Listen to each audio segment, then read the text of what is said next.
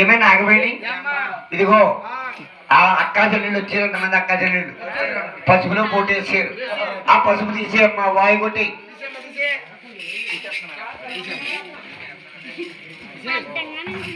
ఏంటమ్మా ఏంటి ఎలా ఉన్నా బెల్లం కుమ్మన్నావు కాదు అంటే మన ఆడవారు గులుగులు తిట్టి గుండెరసం కోటా బియ్యం కాళ్ళు పొట్లు ఇప్పుడు కొబ్బరికాయ చెక్క పచ్చడి చేయడానికో మిక్సీలో వేస్తారు కానీ రోడ్డు పచ్చడి చట్టే చేయరు ఇప్పుడు తౌడు పప్పు నానబోసారనుకో గ్రైండర్ పంపిస్తారు పొద్దున్నే లావుడి తలంటుకుంటానని 2 గుమ్మడికాయలు కొట్టమంటే లోనికి వెళ్ళి మిక్సీలు వేసింది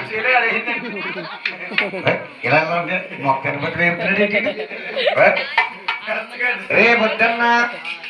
రేపొద్దున్న మీ ఆవిడ్ని తలకాయటికెళ్ళి కుక్కర్లో పెట్టమని పులుసు బాగా దిగుతుంది ఏయడమ్మా అత్తలేని కోడలు పడలేని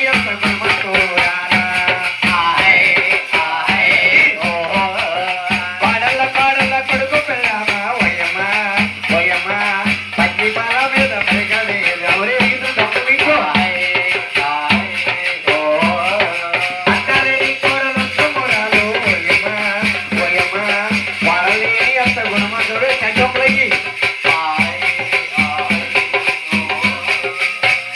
కొడల కొడుకు పెళ్ళ